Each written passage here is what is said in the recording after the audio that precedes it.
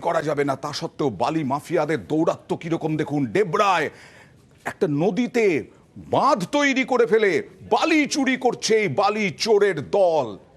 নিশ্চয়ই কোনো শাসক দলের নেতার হাত আছে মাথার ওপরে। আর কৃষকরা তারা জল পাচ্ছেন না চাষের, দেখুন। পশ্চিম মেদিনীপুরের ডেবরা, এখানেই বালি মাফিয়ার দৌরাত্ম্য।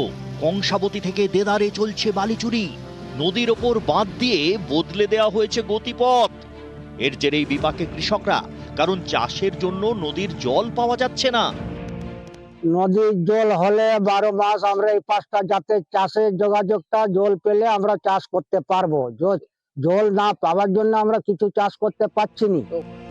কৃষকদের অভিযোগ, গত কয়েকদিন ধরে ডেবরায় কংসাবতী থেকে বালি তোলা হচ্ছে। গতিপথ বদলে দেওয়ায় নদীর জল জমছে শালডহরি এলাকায়। ডেবরার রায়পুর, কনকপুর, ভাইনগর, ষাঁড়পুর, লোয়াদা এবং মামুদাবাদের মতো বিস্তীর্ণ এলাকায় কংসাবতীর জল যাচ্ছে না।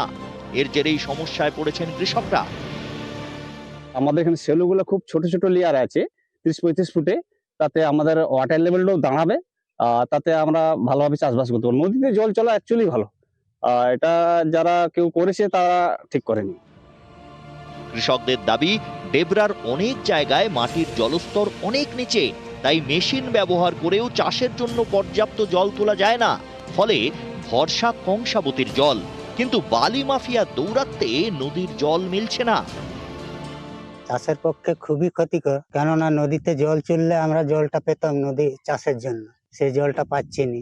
এই নদীর পরে সব রকমের আলু থেকে বিভিন্ন রকম শাক সবজি, শীতের মৌসুম চাষগুলো যে।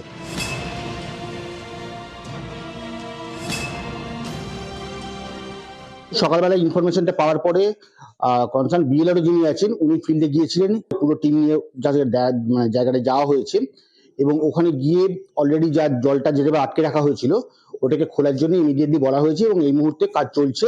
এবং 2 নম্বর যে ইস্যুটা ছিল বালি চুরি নিয়ে, ওখানে আমরা রেগুলার সারপ্রাইজ ভিজিট করছি এবং রেগুলার টিম বসানো আছে যাতে ওখানে কোনোভাবেই এই ধরনের ঘটনা সেকেন্ড টাইম না ঘটে।